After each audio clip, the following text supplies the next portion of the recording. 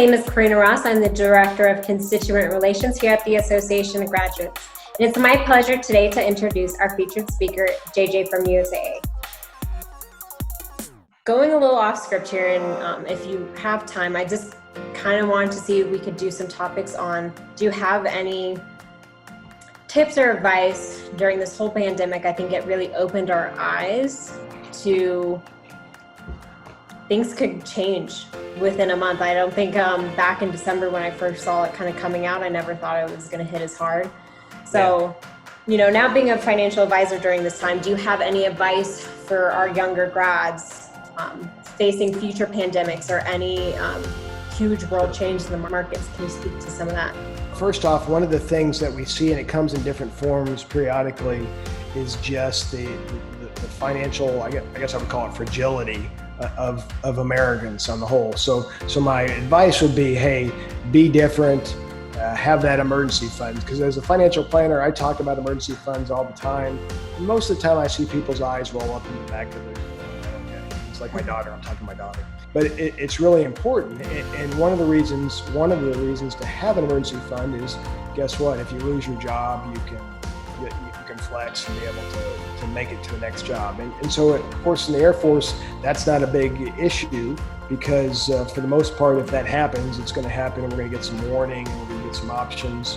But what about down the road when you're married? What about your spouse? And so one of the things we've seen during the pandemic is military spouses, like the rest of the population, have seen their opportunity to work go away or shrink.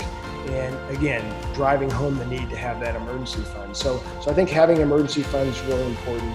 Two, I think during a pandemic or anything that is really upending our lives, you're going to see the markets swing one way or another, typically on the downside.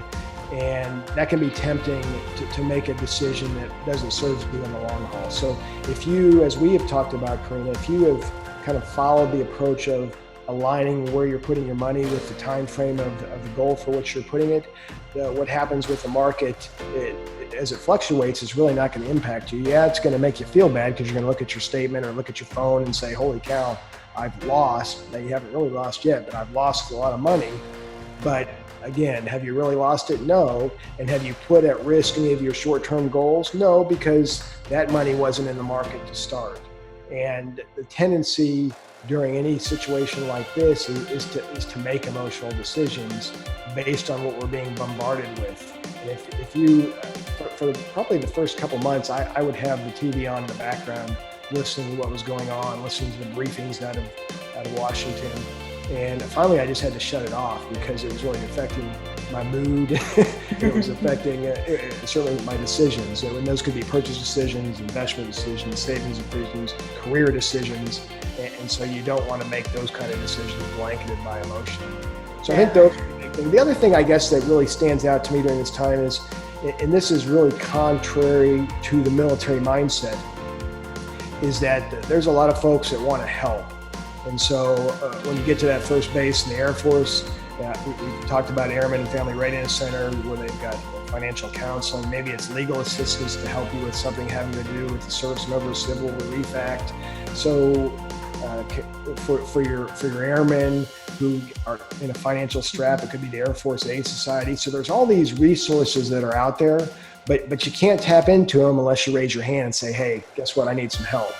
And that goes across the life, whether it's community on the civilian side or as some of those resources we've talked about. So you have to be willing to ask for help, and in your case, probably guide people to the help they need in order to survive the kind of thing that we're dealing with today. You know, I think that is all something that we could learn from. I know I've had to turn off the TV as well, and also be careful not to buy $50 toilet paper too. Right. Panic like the rest of everybody else.